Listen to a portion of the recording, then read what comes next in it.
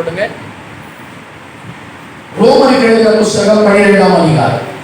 ரோமருக்கு எழுதின புஸ்தகம் 12ஆம் அதிகாரம். வேதத்தை எடுக்கிறவங்க எடுங்க, அல்லது போன பார்த்த உடனே வாசிங்க. 12:2. நீங்கள் இந்த பிரபஞ்சத்திற்கு உரிய ஒத்த வேஷம் தெரியாமல் தேவனுடைய நன்மையும் பிரியமும் பரிபூரணமுமான சித்தம் என்னதென்று பகுத்தறியத்தக்கதாக உங்கள் மனம் புதிதாகிறதுனாலே மறுரூபமாகுங்கள். உங்கள் மனம் புதிதாகிறதுனாலே மறுரூபமாக. எல்லாரும் சொல்லுங்க, உங்கள் மனம் புதிதாகிறதுனாலே மறுரூபமாகுங்கள். சொல்லுங்க, உங்கள் மனம் புதிதாகிறதுனாலே மறுரூபமாகுங்கள். ஆவியானவரே எங்களோடு கூட பேசுங்க. அந்த வார்த்தையை நீங்க தான் கொடுத்தீங்க. இப்போ நீங்க தான் பிரசங்கிக்கவும் வேண்டும். உங்க வார்த்தைக்காக காத்திருக்கிறோம். எங்களை நடத்துங்க. மனுஷன் அப்பத்தினால் மாத்திரமல்ல, ஆமென், உங்களுடைய வார்த்தையினால் பிழைப்பான் என்று எழுதியிருக்கிறபடி உங்க பிள்ளைங்க பிழைக்கும்படி வசனமாகி அப்பத்தை கொடுங்க. கரத்தில் கொடுக்கிறோம் இயேசுவின் நாமத்தினாலே. ஆமென். அப்போஸ்தலனாகிய பவுல் இந்த ரோம சபைக்கு எழுதுகிறதான இந்த நிருபத்திலே அவன் நிறைய காரியங்களை எழுதிட்டு அந்த கடைசியில அந்த வசனத்துல கடைசியா சொல்ற, உங்கள் மனம் புதிதாகிறதுனாலே மறுரூபம் ஆகுங்கள். உங்கள் மனம் ரொம்ப நல்லா கவனிக்கணும். நம்முடைய வாழ்க்கை மறுரூபம் ஆகணும். நம்முடைய வாழ்க்கை வசனம் சொல்லுது, ஒருவன் கிறிஸ்துவுக்குள் இருந்தால் புதிய சிருஷ்டியாக இருக்கிறான், பழையவர்கள் எல்லாம் ஒளிந்து போயின அப்படின்னு ஆண்டவருடைய வார்த்தை இருக்கு. அப்போ ஒருவன் கிறிஸ்துவுக்குள்ளே வரும்போது அவனுடைய வாழ்க்கை மாற்றம் அடைகிறது. அவன் சொல்லுங்க, என்ன சொல்லுங்க, அவனுடைய வாழ்க்கை மாற்றம் அடைகிறது. அவனுடைய சுபாவங்கள் மாறுகிறது, அவனுடைய எண்ணங்கள் மாறுகிறது, சிந்தனைகள் மாறுகிறது, அவனுடைய நடைமுறை பாவனைகள் மாறுகிறது. அது மட்டுமல்ல, அவனுடைய பொருளாதாரம், ஆசீர்வாதம் எல்லாமே மாற்றம் அடைகிறது. ஒருவன் கிறிஸ்துவுக்குள்ளே வரும்போது அவனுடைய குடும்பம் மாறுகிறது. ஏற்கனவே இருந்த குடும்பம், அந்த குடும்பத்தில் நல்ல மாற்றங்கள் உண்டாகுது. நாம நினைச்சிடக்கூடாது கிறிஸ்துவுக்குள்ள வந்துட்ட பிறகு குடும்பம் மாறுதுன்னு சொன்னா ஓ வேற குடும்பம் மாறி போறது அப்படின்னு நினைக்காதீங்க. அப்படி ஆண்டவர் செய்கிறார்கள். எல்லாவற்றிலேயும் ஆண்டவர் மாற்றங்களை உண்டாக்குவார். எப்பொழுது என்று சொன்னால், ஒருவன் அந்த மனம் புதிதாகிறதுனாலே மறுரூபம் உண்டாகிறது. ஒருவன் கிறிஸ்துவை ஏற்றுக்கொள்ளுகிற அந்த தன்மையில தான் அவருடைய மாற்றம் இருக்கிறது. வெறும் பெயர் மாற்றத்தை உண்டாக்காது.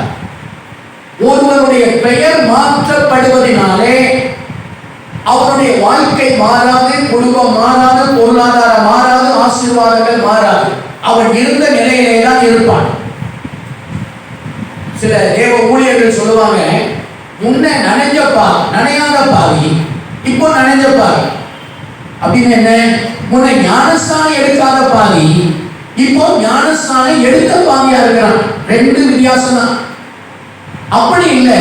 இங்க பவுல் வலியுறுத்தி சொல்கிறார், நீங்கள் எப்பொழுது மறுரூபமாக முடியும், உங்க வாழ்க்கை எப்பொழுது மறுரூபமாக முடியும், உங்கள் குடும்பம் எப்பொழுது மறுரூபமாக முடியும், உங்களுடைய ஜீவியம் எப்பொழுது மறுரூபமாகும், உங்களுடைய பொருளாதாரம், உங்கள் ஆசீர்வாதம் எப்பொழுதும் மறுரூபமாகும் என்று சொன்னார். இதற்கு மறுரூபமாக வேண்டும் சொன்னார். அதற்கு முக்கியமான ஒரு காரணம், உங்கள் மனம் புதிதாக மாறணும். சொல்லுங்க, உங்கள் வாழ்க்கையின் மாற்றத்துக்கும் இந்த மனதுக்கும் சம்பந்தம் இருக்கிறது. இன்னைக்கு நிறைய தேவ பிள்ளைகளுடைய வாழ்க்கையில பார்த்தீங்கன்னா எந்த மாற்றமும் இல்லை. எப்படி நாம கிறிஸ்துவுக்குள்ள வருவதற்கு முன்பதாக இருந்தோமோ அதே நிலைதான் தொடர்கிறது. அதே கஷ்டம், அதே கவலை, அதே கண்ணீர், அதே பிரச்சனை, அதே போராட்டம், அதே நெருக்கடிகள், அதே வறுமை, அதே கடன், அதே இல்லாமை, அதே ஏழ்மை, அதே வறுமை இன்னும் நம்முடைய வாழ்க்கையிலே தொடர்ந்து கொண்டே இருக்கிறது. கவனிங்க. அப்படியானால் வசனம் பொய்யாய் போய்விட்டதா? தேவன் கொடுத்த வாக்குத்தத்தங்கள் அது உண்மையற்றதாய் போய்விட்டதா என்றால் இல்லை. அவருடைய வார்த்தை ஒரு நாளும் மாறாது. எத்தனை பேர் ஆமென் சொல்றீங்க? அவருடைய வார்த்தை ஒரு நாளும் மாறாது. ஏன் என்னுடைய வாழ்க்கை மாறவில்லை? நான் பெயர் மாறி நான் சபைக்குள்ளே வந்திருக்கிறேனே ஒழிய என் வாழ்க்கை இன்னும் மாறாமல் இருப்பதற்கு காரணம் என் மனம் மாறவில்லை. ஆமென் சொல்லுங்க. உடை மாறுவது அல்ல, அலங்காரங்கள் மாறுவதல்ல, நம்முடைய மனம் மாற வேண்டும். சொல்லுங்க. இப்போ பவுல் அதை வலியுறுத்தி சொல்லுகிறார், உங்கள் மனம் புதிதாகிறதுனால. சொல்லுங்க, மனசு எப்படி மாறுமா? இந்த மனசை தான் வேதாகமம் ஆத்துமா என்று சொல்லுகிறது. நமக்குள்ள 3 பகுதிகள் உண்டு: ஆவி, ஆத்துமா, சரீரம். இப்போ நாம் மாற்றப்பட வேண்டிய காரியம் சரீரம் அல்ல, ஏற்கனவே இருந்த சரீரம் தான். இந்த சரீரம், ஆமென் சோதர, ஞானஸ்தானம் எடுக்கிறதுக்கு முன்னால பயங்கர கருப்பா இருந்தேன், ஞானஸ்தானம் எடுக்கிற பிறகு ரொம்ப வெள்ளக்காரனா மாறினேன். அந்த மாற்றம் அல்ல.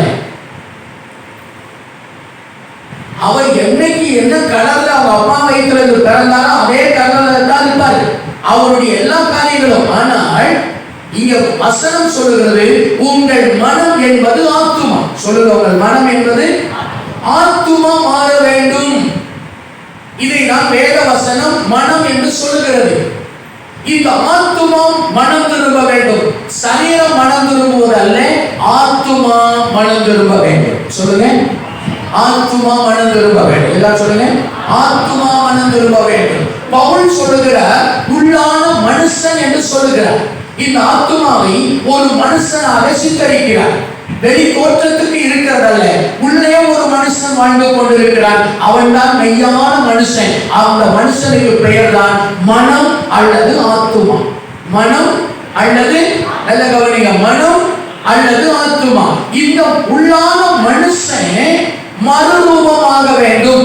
இந்த ஆத்துமா என்கிற மனுஷன், அவன் மனம் என்கிற மனுஷன், அவன் மறுரூபமாக வேண்டும், புதிதாக வேண்டும். அந்த மனுஷன் எப்போ மறுரூபம் அடைவான் என்று சொன்னால், அந்த மனுஷன் என்ன செய்ய வேண்டும்? புதிதாக வேண்டும், புதுசா மாறணும். எத்தனை பேர் ஆமென் சொல்லுங்க? நல்ல கவனிங்க. ஆவியானவர் நம்மோடு கூட பேசுவார். அல்லேலூயா. ஏன் இந்த மனம் புதிதாக வேண்டும் என்று சொன்னால், இந்த மனம் ரொம்ப முக்கியமானது. இந்த ஆத்துமா ரொம்ப முக்கியமானது. சொல்லுங்க, ஆத்துமா ரொம்ப முக்கியமானது. அல்லேலூயா. உங்கள் சரீரம் பாவம் செய்வதற்கு முன்பாக எது பாவம் செய்யணும் கேட்டீங்கன்னா, ஆத்துமா தான் பாவம் செய்யும். அந்த ஆத்துமா இந்த சரீரத்தை கண்ட்ரோல் பண்ணி அந்த சரீரத்தை பாவம் செய்யும்படி வைக்கிறது. சரீரம் அல்ல. இந்த சரீரம் பாவம் செய்வதற்கு காரணம் ஆத்துமா. இந்த ஆத்துமா ரட்சிக்கப்பட்டு விட்டால், இந்த ஆத்துமா மனம் திரும்பி விட்டால், இந்த ஆத்துமா மறுரூபமாகிவிட்டால், இந்த ஆத்துமா பாவம் செய்யாது. ஆகவே சரீரத்தையும் பாவம் செய்ய. இந்த உள்ளான மனிதன் எதை சொல்லி இயக்குகிறானோ, வெளி மனிதனாகிய சரீரம் அதை செய்கிறது. ஆமென். சரி, இப்போ இன்னும் கொஞ்சம் உங்களுக்கு கொஞ்சம் ஆவியானவர் ஆழமாய் கொண்டு போவாராக. ஏன் இந்த ஆத்துமா புதிதாக வேண்டும், ஏன் மனம் புதிதாக வேண்டும் என்று சொன்னால், இந்த ஆத்துமாவில் 3 பகுதி இருக்கிறது. கடந்த நாட்களில் சில வருஷங்களுக்கு முன்பதாக சில பிள்ளைகளுக்கு, வந்த பிள்ளைகளுக்கு நான் வேத பாடத்தை நடத்தி கொடுத்தேன். அதில் வந்தவர்கள் நல்லா வந்தவர்கள் இன்னும் நல்லா கட்சி கொடுத்திருக்கலாம். அந்த வந்தவங்க என்னையும் சேர்த்து பிரேக் போட்டாங்க. சரி, கர்த்தர் நல்லவர். இந்த ஆத்துமாவில் 3 பகுதி இருக்கிறது. இந்த ஆத்துமாவில் ஆவி, ஆத்துமா, சரீரம். ஆவி, ஆத்துமா. இப்ப எதை சொல்லணும் அப்படின்னு கேட்டீங்கன்னா, சரீரம், ஆவி, ஆத்துமான்னு சொல்லியிருக்கணும். ஆனா வசனம் எப்படி சொல்லுதுன்னா, ஆவி, ஆத்துமா, சரீரம். சொல்லுங்க, ஆவி, ஆத்துமா. இந்த 3 இருக்கு இல்லையா? இந்த 3ல ஆத்துமா அதான் மனம். இந்த ஆத்துமாவுல 3 காரியங்கள் இருக்குது. இந்த ஆத்துமாவுக்குள்ள 3 இருக்குது. ஆத்துமாவுக்குள்ள என்ன? அறிவு. சொல்லுங்க, சித்தம், உணர்ச்சி. இந்த 3 எங்க இருக்குது? ஆத்துமாவுக்குள்ள. சொல்லுங்க, எங்க இருக்குது? இந்த ஆத்துமாவுக்குள்ள இந்த 3ஐயும் ஆண்டவர் வைத்திருக்கிறார். சொல்லுங்க, இந்த ஆத்துமாவுக்குள்ள 3ஐயும் ஆண்டவர் வைத்திருக்கிறார். அப்போ ஒரு ஆத்மா மனம் திரும்பும் போது என்ன நடக்குதுன்னா, இந்த அறிவும் சேர்ந்து மனம் திரும்புது. நல்ல கவனிங்க. இந்த சித்தம் அதான் ஆசை. சரிங்களா? சித்தம். இந்த சித்தமும் மறுரூபம் அடைகிறது, மனம் திரும்புகிறது. உணர்ச்சிகள், இந்த உணர்ச்சிகளும் என்ன செய்கிறது என்று சொன்னால் மறுரூபம் அடைகிறது, மனம் திரும்புகிறது. அப்போ அறிவு, சித்தம், உணர்ச்சி என்ற மூன்றும் மனம் திரும்பி மறுரூபம் அடையும் போது அவருடைய முழு சரீரமும் ஆமென் புதிதாக்கப்பட்டு விடுகிறது. எத்தனை பேர் ஆமென் சொல்றீங்க? அல்லேலூயா. நல்ல கவனிங்க, கொஞ்சம் சுத்தி விடுற மாதிரி இருக்கும். நல்லா கவனிச்சுக்கிட்டீங்கன்னா நாம இன்னும் மனம் திரும்பாத நிலை இருக்கிறது நமக்கு புரியும். அல்லேலூயா. எத்தனை பேர் ஆமென் சொல்றீங்க? ஆமென். அப்படியானா ஒரு கர்த்தருடைய பிள்ளை வசனம் சொல்லுகிறது ஆத்தும ரட்சிப்பு அருமையானது. சொல்லுங்க, ஆத்தும ரட்சிப்பு. அப்போ ரட்சிப்பு என்பது சரீரத்திலே உண்டாகிற செயல் அல்ல, ஆத்துமாவிலே ரட்சிப்பு வர வேண்டும். சொல்லுங்க, எதுல ரட்சிக்கப்படணும்? சரீரம் ரட்சிக்கப்படுவதல்ல, ஆத்துமா ரட்சிக்கப்படணும். சொல்லுங்க, ஆத்துமா ரட்சிக்கப்படணும். அல்லேலூயா. என்ன ரட்சிக்கப்படணும்? ஆத்துமா. நாம் ஏன் ஆண்டவருக்குள்ள வந்த பிறகு பாவம் செய்கிறோம்? ரட்சிப்பு ஆத்துமாவில் அல்ல, சரீரத்திலே வந்துருச்சு. இந்த சரீரத்திலே ஆமென் ரட்சிப்பு அடைந்து விட்டோம், ஆத்துமாவில் ரட்சிப்பு அடையல. ஆகவே இந்த ஆத்துமா ரட்சிப்பு அடையாததுனால இந்த ஆத்துமா சரீரத்தை பாவம் செய்ய தூண்டுகிறது. பவுல் சொல்லுகிறதை கவனிங்க. பவுல் என்ன சொல்கிறார்? நான் விரும்பினதை செய்யாமல் விரும்பாததையே செய்கிறேன். சொல்லுங்க, விரும்பினதை செய்யாமல். ஏனென்றால் எனக்குள்ளே இருக்கிற பாவ பிரமாணம் என்னை அப்படி செய்ய. சொல்லுங்க, என்ன சொல்லுங்க? நல்ல கவனமா கர்த்தருடைய வார்த்தை ஆழமா கேட்கணும். தூக்கி விட்டு போயிடக்கூடாது.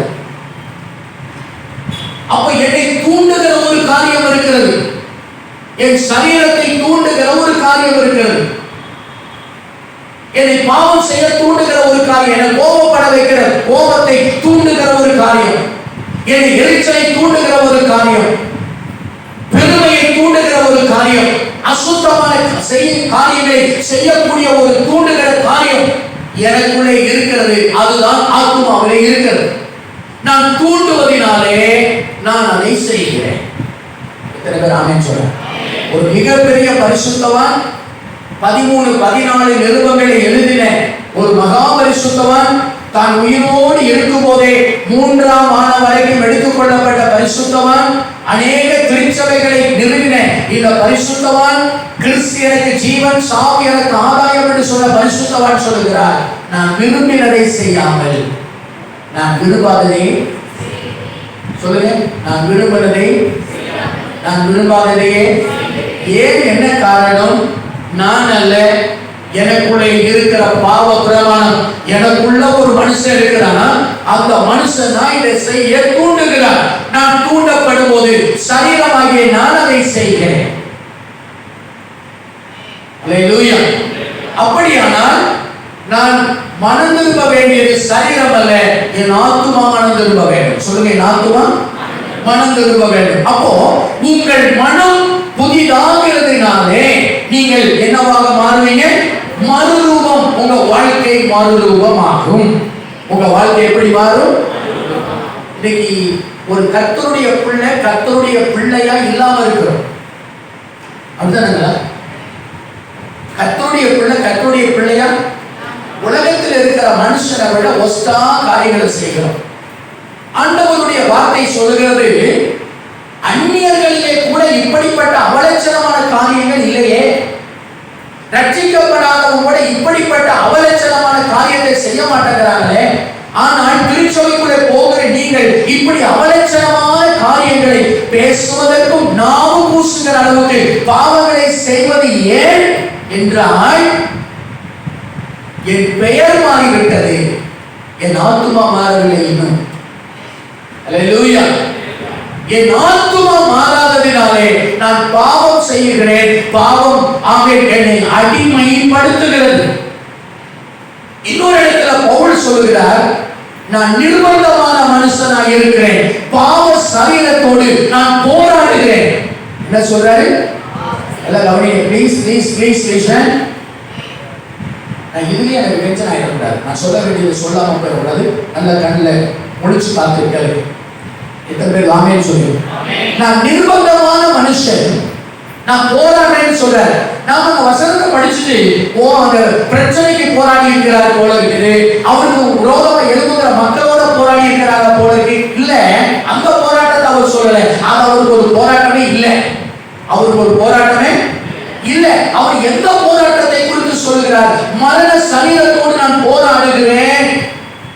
என்ன எனக்குள்ள ஒரு போராட்டம்? நான் செய்ய வேணாம்னு என் சரீரம் நினைக்குது, என் கையை கட்டுப்படுத்துறேன். ஆனா எனக்குள்ளே இருக்கிற அந்த ஆத்துமாங்கிற மனுஷன் என்னை செய்ய கட்டாயப்படுறான். நான் அதை செய்கிறேன்.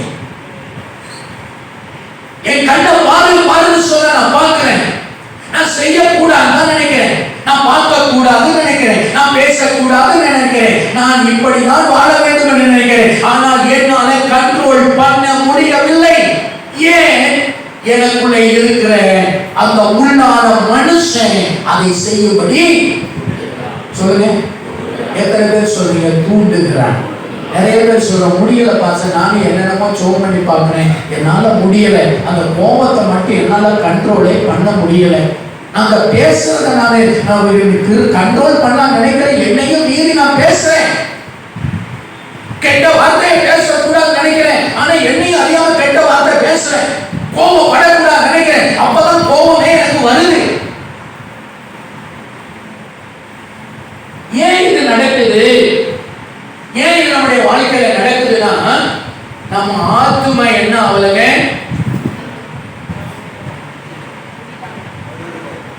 சொல்லுங்க, என்னமா சொல்லுங்க.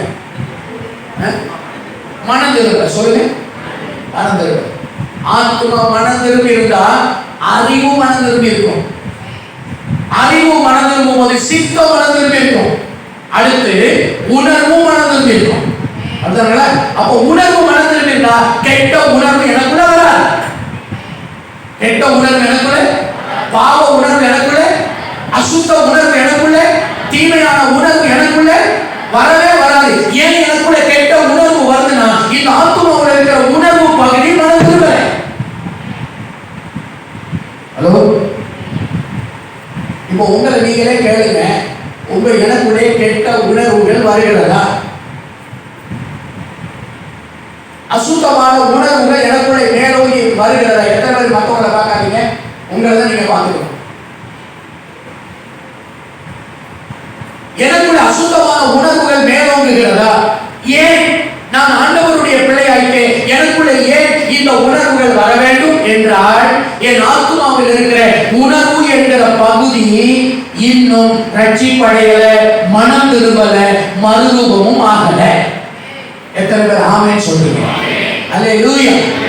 அப்போ ஒரு கர்த்தருடைய பிள்ளைகளுடைய அந்த ஆத்துமாவுக்குள்ள இருக்கிற அந்த மனம் என்கிற அந்த ஆத்துமாவுக்குள்ள இருக்கிற உணர்வு மனம் திரும்ப வேண்டும்.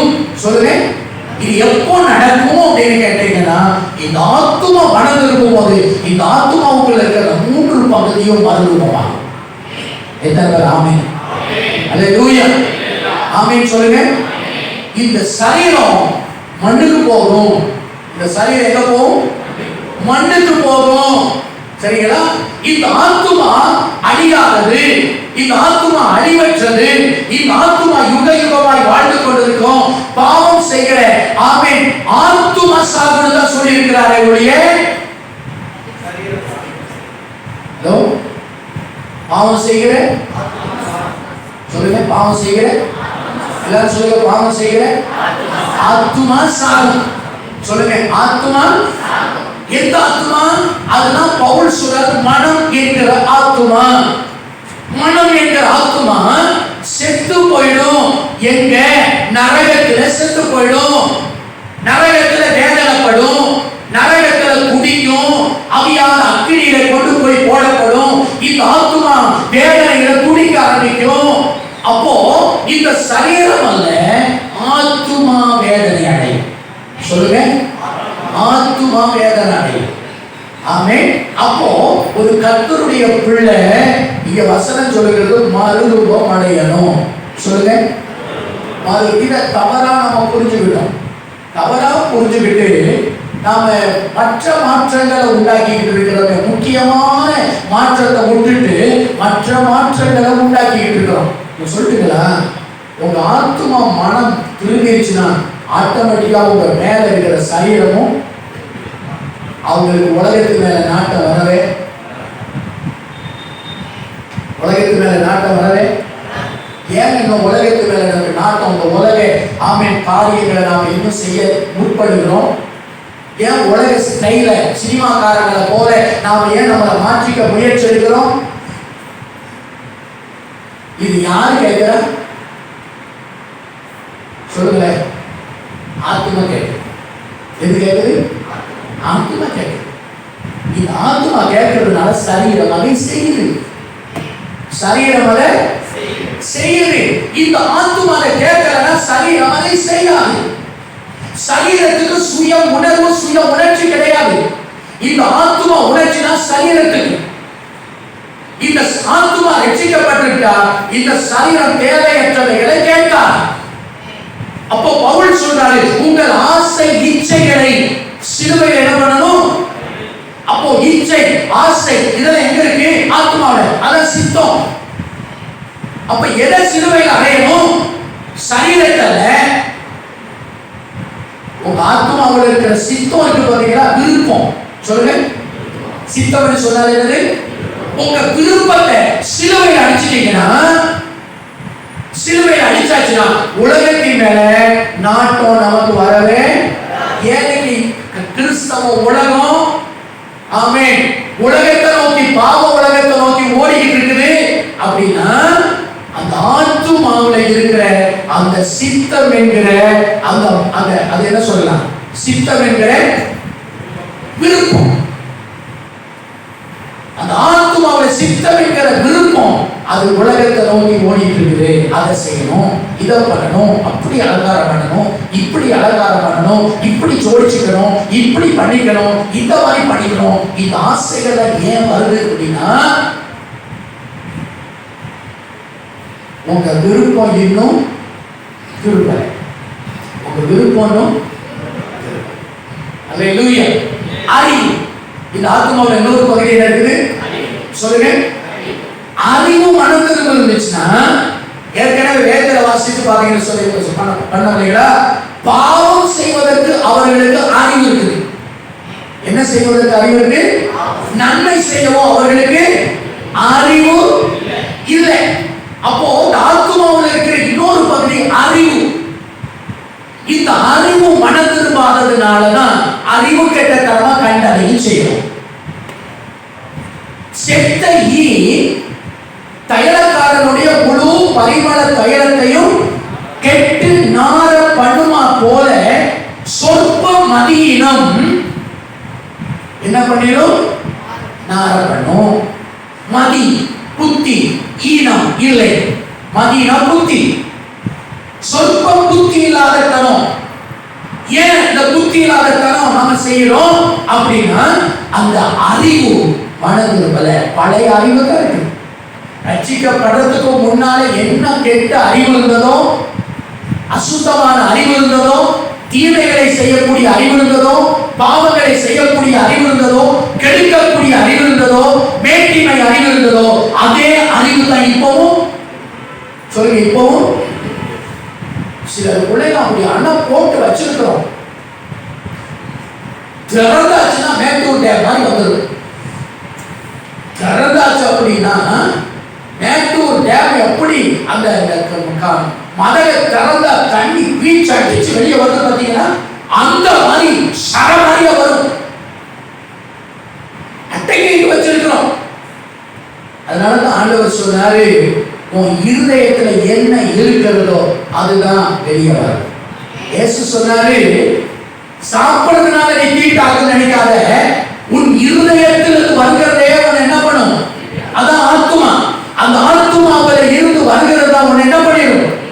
அங்கிருந்து என்ன வருது? விபச்சாரம், பேசித்தனம், காமவிகாரம், வன்கண், பொறாமை, எரிச்சல், சூது, வைராக்கியம், இது எல்லாம் எங்க இருக்குது? ஆத்துமாவில் இருக்குது. சொல்லுங்க. ஆத்துமாவில் தான் இருக்குது. இந்த ஆத்துமாவில் இதெல்லாம் இருக்கிறதுனால தான் அப்பப்ப வெளியே வருது. ஆமென். நல்ல பொக்கிஷத்திலிருந்து நல்லதை எடுத்து காண்பிக்கிறார், கெட்ட பொக்கிஷத்திலிருந்து கெட்டதை எடுத்து காண்பிக்கிறார். ஆமென். ஒரு பொக்கிஷத்துல என்ன இருக்குதோ அதுதான் வரும். ஆண்டவர் சொன்னார், இந்த மரத்தை எப்படி அறிந்து கொள்ள முடியும்? அதில் வருகிற கனிகளை கொண்டு அந்த மரம் என்ன மரம் என்பதை அறிந்து கொள்ள முடியும். அல்லேலூயா. அப்போ ஒரு கர்த்தருடைய பிள்ளைகளுடைய வாழ்க்கை ஆசீர்வதிக்கப்படணும். ஏன் இந்த ஒரு கேள்வியை நாம எழுப்போம்? ஏன் இன்னும் என் வாழ்க்கையில தேவனுடைய வாக்குத்தத்தங்கள் நிறைவேறாமல் இருக்கிறது? என்னை ஆசீர்வதிக்கிறேன் என்று சொன்னாலே ஏன் என் வாழ்க்கை இன்னும் ஆசீர்வாதம் இல்லாமல் இருக்கிறது? ஏன் என் வாழ்க்கை இன்னும் ஒரு வேதனையான சூழ்நிலைகளே போயிட்டு இருக்கு? ஏன் என் வாழ்க்கையில இன்னும் வறுமை இருக்கு? ஏன் என் வாழ்க்கையில மேன்மை இல்லை? ஏன் என் வாழ்க்கையில செழிப்பு வரல? ஏன் என் வாழ்க்கையில ஜெயம் வரல, வெற்றி வரல? ஏன் என் வாழ்க்கையில மேன்மையா வாழ முடியல? என்ன காரணம் என்பதை நீங்கள் ஒரு கேள்விக்குறி போட்டு பார்ப்பீங்கன்னு சொன்னா, இன்னும் நான் கிறிஸ்துவுக்குள்ளவே வரல. சொல்லுங்க, எல்லாம் சொல்லுங்க, நல்லா சொல்லுங்க. வந்துட்டோமா? உடம்புதான் வந்திருக்கு, வர வேண்டியது வரல. எது வரல? உங்க ஆத்துமா இன்னும் வரல.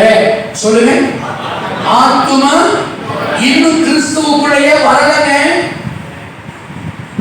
இன்னும் ஆத்துமா கிறிஸ்துவுக்குள்ள வராததுனாலதான் நம்முடைய வாழ்க்கை மறுரூபம் ஆகவே இல்லை. அல்லேலூயா, ஆமென் சொல்லுங்க. அப்போ பவுல் சொல்லுகிறார், உங்கள் மனம் புதிதாகிறதுனாலே நீங்க என்ன செய்யுங்க? ஆமென். சில வசனங்களை உங்களுக்கு வேகமாய் காண்பிக்க விரும்புகிறேன். ஆமென். ரோமர் 6:13 எடுத்து வேகமா வாசிங்க. 6:13.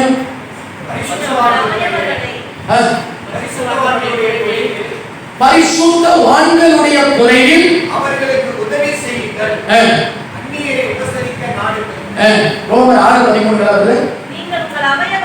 நீங்கள் உங்கள் அவயவங்களை வசனம் சொல்லுகிறதை கவனிங்க. நீங்கள் உங்கள் ஆயுதங்களை அவயவங்களை அநீதியின் ஆயுதங்களாக எங்க ஒப்புக்கூடாம, பாவத்துக்கு ஒப்புக்கூடாம, உங்களை மரித்தோரிலிருந்து பிழைத்திருக்கிறவர்களாக தேவனுக்கு ஒப்பு கொடுத்து உங்கள் அவயவங்களை நீதிக்குரிய ஆயுதங்களாக யாருக்கு ஒப்பு கொடுங்க? இதை நீங்க வீட்டுல போய் அண்டர்லைன் பண்ணி வச்சுக்கிடுங்க. வீட்டுல போய் சூப்பரா வாசிங்க. ஆண்டவருடைய வார்த்தை சொல்லுகிறது, உங்கள் அவயவங்களை. சொல்லுங்க, உங்கள் அவயவங்கள் தான் உங்க சரீரத்தில் இருக்கிற உறுப்புகள். உங்க கை, கால், ஆமென், உங்க வாய், மூக்கு, தொண்டை, கண்ணு, காது, இது அவயவம் இல்லைங்களா? இந்த அவயவங்களை குறித்து பவுல் சொல்றாரு, நீங்கள் உங்கள் அவயவங்களை அநீதியின் ஆயுதங்களாக பாவத்துக்கு ஒப்பு கொடாம, இந்த கையை ஒப்பு கொடுக்காம, காலை ஒப்பு கொடுக்காம, கண்ணை ஒப்பு கொடுக்காம, காலை ஒப்பு கொடுக்காம, உதடுகளை ஒப்பு கொடுக்காம, நாவை ஒப்பு கொடுக்காம, இருதயத்தை ஒப்பு கொடுக்காம, எதுக்கு ஒப்பு கொடுக்காம? பாவத்தை செய்வதற்கு அநீதியின் ஆயுதங்களா ஒப்பு கொடுக்காம. சொல்லுங்க, அநீதியின் ஆயுதங்களா. ஆமென், ஸ்தோத்திரம். நீங்கள் உங்கள் அவயவங்களை அநீதியின் ஆயுதம். சொல்லுங்க. அப்ப ஏன் இன்னும் நம்முடைய உதடுகளை, நாவை ஏன் நம்ம சரளமா போய் பேசுறோம்?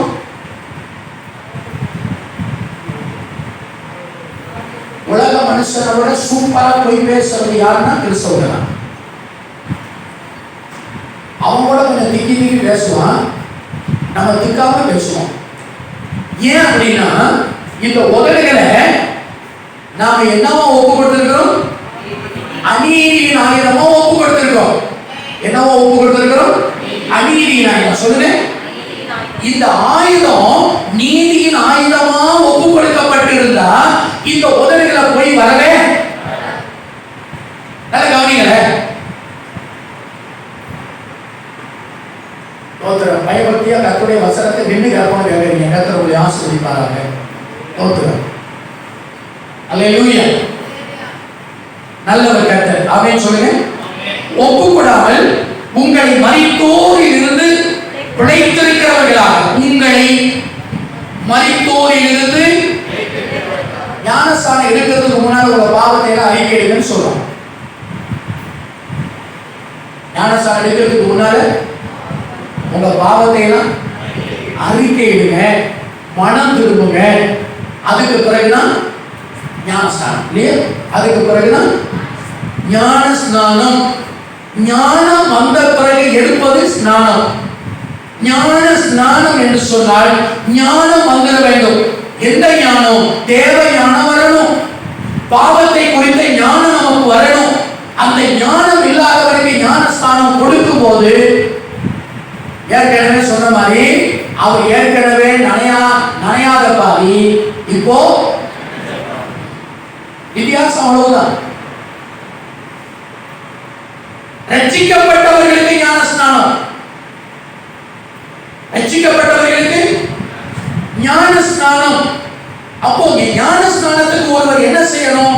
தன் பாவங்களை மறைக்காமல் அறிக்கையிட்டிருக்கணும், விட்டிருக்கணும். அவன் சொல்லுங்க. இது நடந்துச்சு.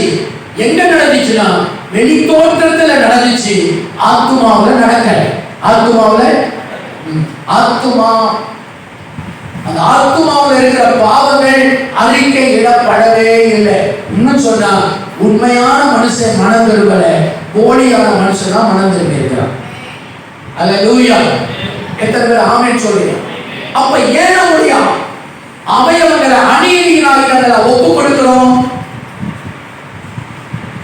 பாவம் செய்வதற்கு ஒப்பு கொடுக்கிறோம், அக்கிரமத்தை ஒப்பு கொடுக்கிறோம். ஏன் அப்படின்னா நம்முடைய அவயவங்கள் இன்னும் சரியாய் மனம் திரும்பவில்லை. ஆமென் சொல்லுங்க. அல்லேலூயா. மரித்தோரில் இருந்து பிழைத்திருக்கிறவர்களாக தேவனுக்கு ஒப்பு கொடுத்து, அப்போ மரித்தோரில் இருந்து சொல்லுங்க. எப்போ மரிக்கிறோம்? எப்போ பாவத்துக்கு எப்போ மரிக்கிறோம்? ஞானஸ்நானம். சொல்லுங்க. ஞானஸ்நானம் எதை குறிக்கிறது? ஒருவர் மரிப்பதை தான் குறிக்கிறது. ஞானஸ்நானம் எடுக்கிறதுனால பேய் போயிடும், அதுக்கு ஞானஸ்நானம் எடுக்கிறது. சிலர் சொல்லுவாங்க, நீங்கவா நீங்க ஞானஸ்நானத்தினா உங்க வியாதி சோகமாயிடும். இல்ல, ஞானஸ்நானம் வியாதி சோகமாக எடுக்கிறது இல்ல, பேய் போகிறதுக்காக எடுக்கிறது இல்ல, கல்யாணம் பண்றதுக்காக எடுக்கிறது இல்ல. இந்த ஞானஸ்நானம் எதற்கு எடுக்கணும் அப்படின்னா மரிக்கிறதுக்கு அடையாளம். ஒரு செத்து போன மனுஷனை எப்படி குழி தோண்டி புதைப்போமோ, நம்முடைய வாழ்க்கையில அத்தனை பாவங்களை தாயின் கர்ப்பத்தில் உருவாகிற நாளிலிருந்து ஞானஸ்நானம் எடுக்கிற நாள் வரைக்கும் நம்முடைய அத்தனை பாவங்களை குழி தோண்டி இடம் பண்ணிருக்கிறோம். சொல்லுங்க. புதைச்சிட்டமா புதைச்சிட்டமா அப்படின்னு கேட்டோம்னா நிறைய பேருடைய வாழ்க்கையில கேள்வி குறி. செத்தாத்தானே அடக்கம் பண்ணணும்.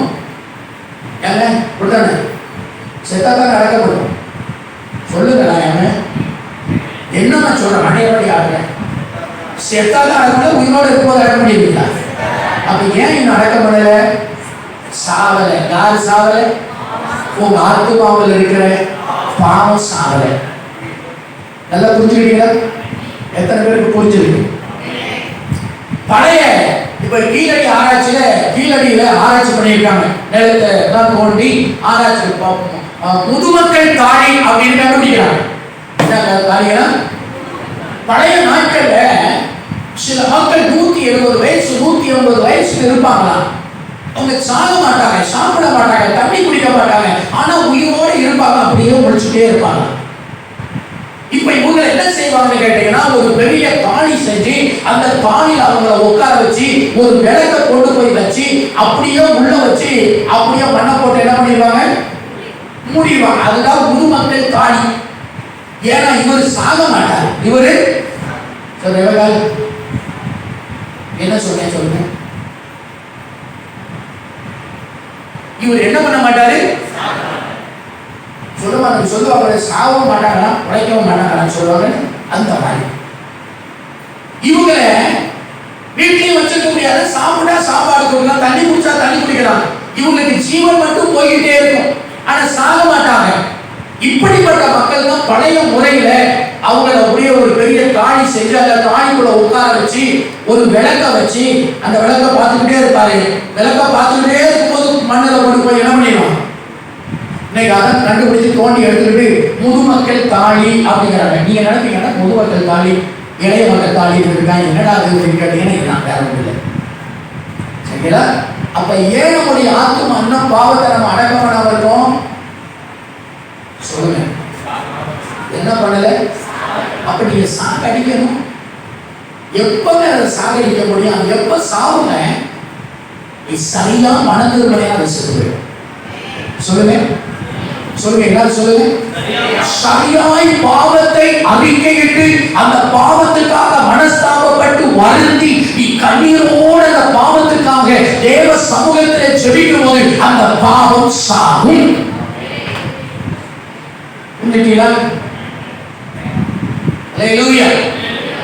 அப்ப நாம செஞ்ச தவறு என்ன? நாம இன்னும் அந்த பாவத்தை சாவடிக்கல, சாவாததுனால புதைக்கல. அது இன்னும் உயிரோட வாழ்ந்துகிட்டு இருக்குது. இன்னும் உயிரோட எங்க வாழ்ந்து? ஆத்துமா. சூப்பரா சொல்லி, எங்க வாழ்ந்துகிட்டு இருக்கு? ஆத்துமாவில வாழுது. இப்போ உயிரோட இருக்கிற மனுஷன் செயல்படுவானா செயல்பட மாட்டானா? இப்போ உயிரோட இருக்கிற பாவம் செயல்படுது. இப்போ உயிரோட இருக்கிற பாவம் என்னாவது? செயல்படுது. ஏங்க என்னங்க சர்ச்சுக்கு போறீங்க, இப்படி கெட்ட வார்த்தை வச்சிருக்கீங்க அப்படின்னா உலக மனுஷன். எங்க சர்ச்சுக்கு போறீங்க, என்னங்க இப்படி சண்டை போட்டுருக்கீங்க? அப்போ உலக மனுஷனுக்கு என்ன தெரியுது? சர்ச்சுக்கு போறவங்க கோபப்பட மாட்டாங்க, சர்ச்சுக்கு போறவன் சண்டை போட மாட்டான், சர்ச்சுக்கு போறவன் கெட்ட வார்த்தை பேச மாட்டான். இது எல்லாத்தையும் நாம செய்யும் போது உலக மக்களுக்கு ஆச்சரியமா இருக்குது. ஐயோ, என்னடா கிறிஸ்தவங்க சண்டை போட மாட்டான், பொய் பேச மாட்டான், அக்கிரமம் பண்ண மாட்டான், இவன் எல்லாத்தையும் பண்றானே, இது என்னது புது காரியமா இருக்குது அப்படின்னா உலக மக்களை ஆச்சரியப்பட்டு போய் நிற்கிறான். ஐயோ, என்னடா அது? அப்ப என்ன ஆகுத? பாவம் சாவு. ஏன் சாவல? என்ன சொல்லுங்க, எல்லாரும் சொல்லுங்க. சரியா மனதிருப்பது. அந்த பாவத்தை உணர்ந்து அறிக்கையிட்டு மனம் திரும்பினான், அந்த பாவம் செத்து போயிடும். செத்து போனால கண்டிப்பா பண்ண மாட்டோம், வச்சிருக்க மாட்டோம். சொல்லுங்க, செத்து போனால வச்சிருக்கமா?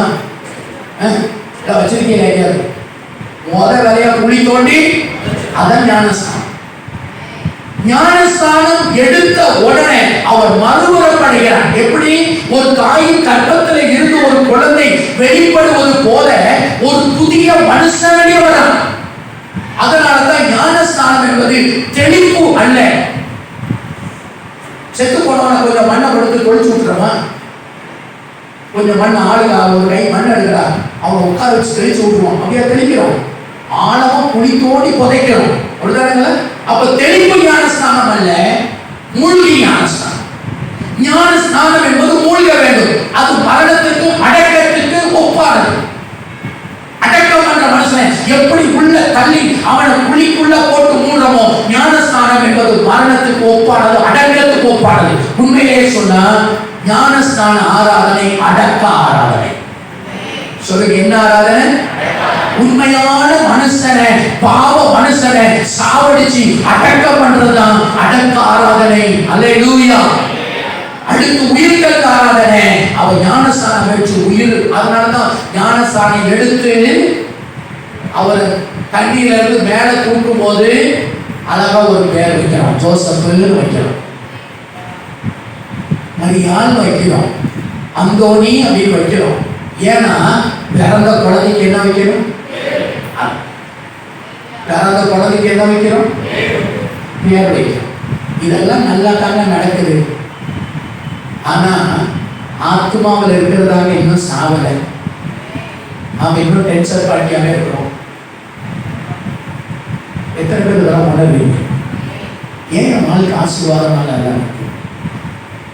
ஏன் என் வாழ்க்கை மேன்மை இல்லாம இருக்கு? ஏன் என் வாழ்க்கை உயரலை? ஏன் என் வாழ்க்கை செழிப்பா இல்லை?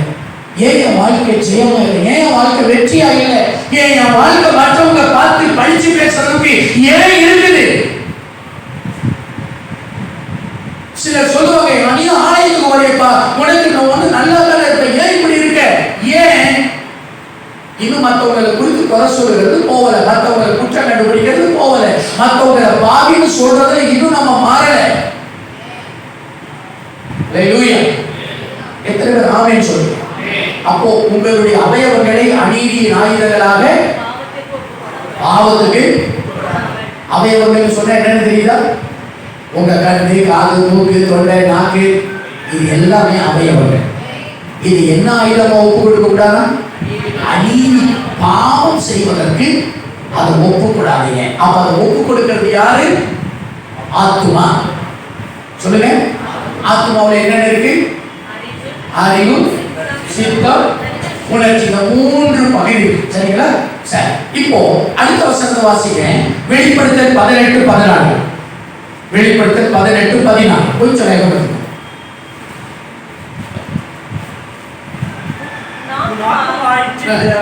உன் ஆத்துமா இச்சித்த பல வருத்தங்கள் உன்னை விட்டு நீங்கி போயின. உன் ஆத்துமா இச்சித்த பல வருத்தங்கள் உன்னை விட்டு. இப்போ இந்த வசனத்தை எதுக்கு வாசிக்க சொன்ன அப்படின்னு கேட்டீங்கன்னா, இச்சிப்பது சரீரம் அல்ல, இச்சிப்பது ஆத்துமா. சொல்லுங்க, இச்சிப்பது. இப்போ வசனம் சொல்லுது உன் சரீரம் இச்சித்தது என்று சொல்லல. எது இச்சை? இந்த இச்சை எங்க உண்டாகுது? ஆத்துமாவில் இருக்கு. பாத்தீங்களா? என்னது? இந்த அறிவு, இந்த சித்தம் இருக்கு இல்லையா? இந்த உணர்ச்சி என்கிற ஒரு காரியம் இருக்கு இல்லையா? அப்போ இச்சை முதலாவது சரீரத்திலே தோன்றுவது இல்லை. முதலாவது இச்சை எங்கு தோன்றுகிறது? ஆத்துமாவிலே தோன்றுகிறது. அப்ப அதனால ஒரு வசனம் சொல்லுது உன் ஆத்துமா இச்சித்தது. அப்ப இந்த ஆத்துமா ரட்சிக்கப்பட்டிருந்தா, இந்த ஆத்துமா மனம் திரும்பியிருந்தா, இந்த ஆத்துமாவில் இச்சை வந்திருக்காது. சொல்லுங்க, இந்த ஆத்துமாவில் இச்சை. நான் சொன்ன இச்சை வேறு, ஆசை வேறு. ஆசைப்படுங்கள், ஆனா இச்சை வேண்டாம். சொல்லுங்க, பக்கத்துல சொல்லுங்க, ஆசைப்படுங்க, ஆனா என்ன இருக்கக்கூடாது? என்ன இருக்கக்கூடாது? நீ ஆசைப்படலாம் உலகத்தில் வாழ முடியாது. ஒரு மனுஷனுக்கு ஆசைதான் அவர் வாழ்க்கையை முன்னேற்றி செல்லும். ஒரு மனுஷனுடைய ஆசைதான் அவர் எதிர்காலத்துக்கு நல்ல நிலைமைக்கு கொண்டு போவார். ஆமென். நான் வாழணும்னு ஆசைப்படுறேன், மேன்மையா இருக்கணும், உயரணும், செழிக்கணும், படிக்கணும், முன்னேற்றம் அடையணும், மேன்மை அடையணும், உன்னதமான நிலைக்கு வர வேண்டும், என் குடும்பம் ஆசீர்வதிக்கப்பட வேண்டும். இதெல்லாம் உன்னுடைய ஆசை. இது இச்சை அல்ல. இச்சைகள் என்னதுங்க? இச்சை அல்ல. சிலர் சொல்லுவாங்க, இல்லங்க அதெல்லாம் ஆசைப்படக்கூடாதுங்க. இல்ல, வசனம் சொல்லுகிறது உன் ஆத்துமா விருப்பத்தை அவர் நிறைவேற்றுவார். விரும்பு. சொல்லுங்க, ஆமென்.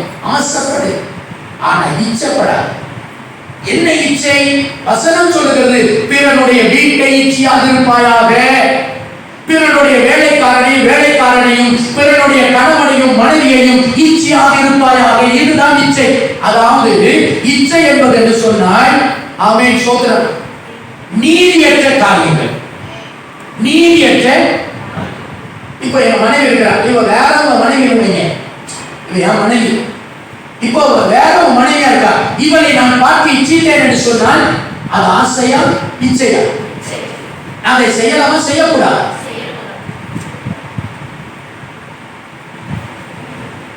கடவுளுடைய பிள்ளையே, இந்த இச்சை எங்கிருந்து உருவாகிறது? ஏன் இச்சைப்படுத்தும்? ஆத்துமா மனம் திரும்பல. சொல்லுங்க, ஆத்துமா என்னாவல? சொல்லுங்க, எல்லாரும் சொல்லுங்க, ஆத்துமா மனம் திரும்பல. அப்ப அந்த ஆத்துமா மனம் திரும்பி இருந்தால் என் சரீரம் அநீதியின் ஆயுதமா இருந்திருக்கார். என் சரீரத்தின் அவயவங்கள் அநீதியின் ஆயுதங்களா? அப்போ ஆத்துமாவிலே மனம் திரும்புவது வேண்டும். ஆமென், அல்லேலூயா. அப்ப இச்சை எங்க உண்டாகுதுன்னு உங்களுக்கு தெரியும். இச்சை வந்து கண்ணுல பார்க்கிறோம், இந்த கண்ணில இச்சை பார்க்கிறோம். அப்படின்னா இந்த கண்கள் இச்சையை பார்ப்பதற்கு முன்பதாக அந்த வேலையை ஆத்துமா செய்யுது. இந்த ஆத்துமா செய்வதனால இந்த ஆத்துமா என் கண்ணை அநீதியின் ஆயுதமா பயன்படுத்துது. ஆமென். அதனால பவுல் சொல்றாரு, நான் விரும்பினதை செய்யாமல். ஆமென், ஆமென் சொல்லுங்க. ஒரு வசனத்தை வாசமும் மிச்சத்தை அடுத்த வாரத்தில் நாம பார்க்க போறோம். 1 பேதுரு 2:11. 1 பேதுரு 2:11. கொஞ்சம் வேகப்படுங்க.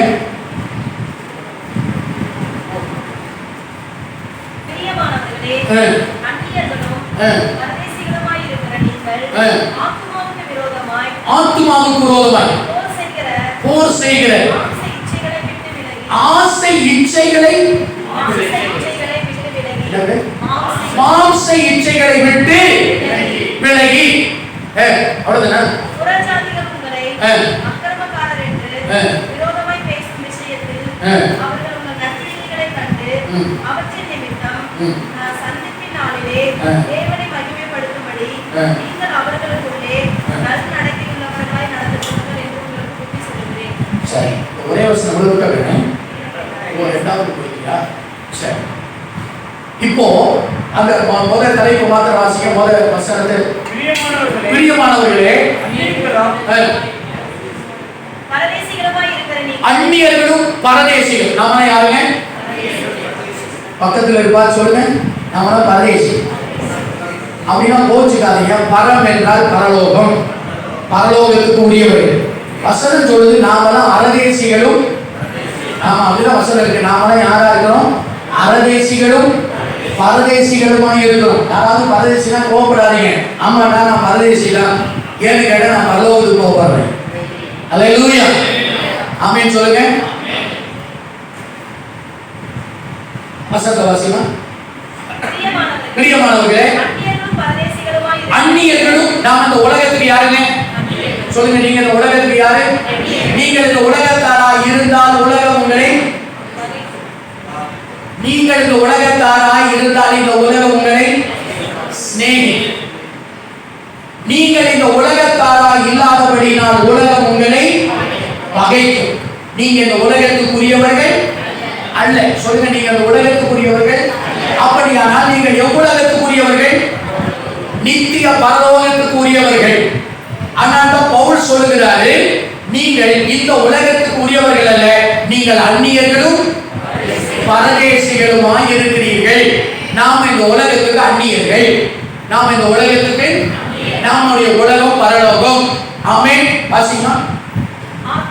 ஆத்துமாவுக்கு விரோதமாய் அந்நியர்களும் பரதேசிகளுமாய் இருக்கிற நீங்கள் ஆத்துமாவுக்கு விரோதமாக வசனத்தை அதை படிச்சுக்கங்க. ஆத்துமாவுக்கு விரோதமாக சொல்லுங்க.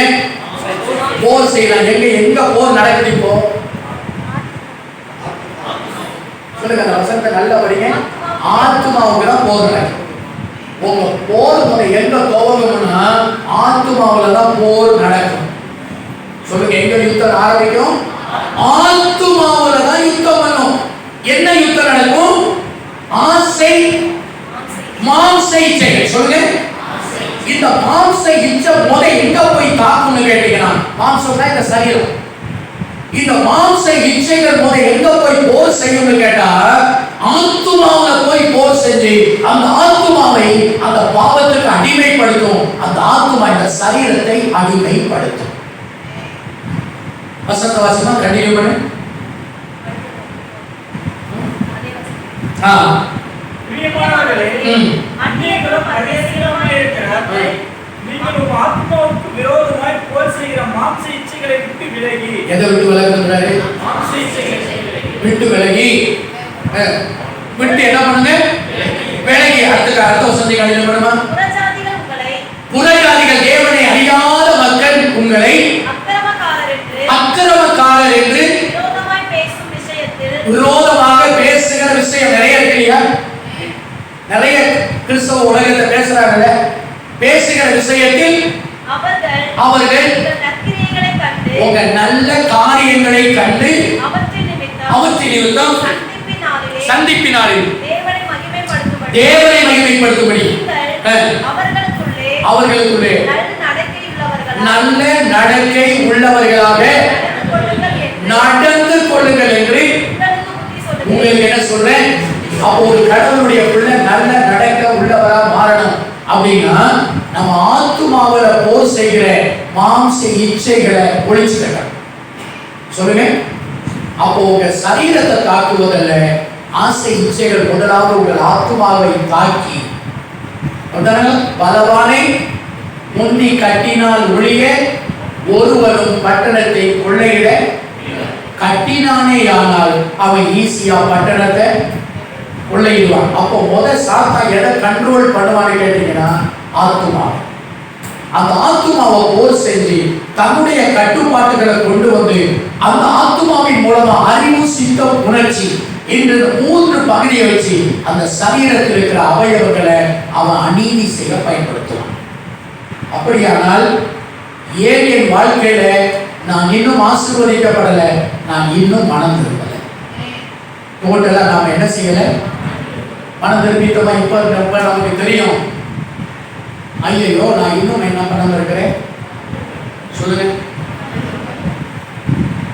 நான் இன்னும் மனம் திரும்புறேன்.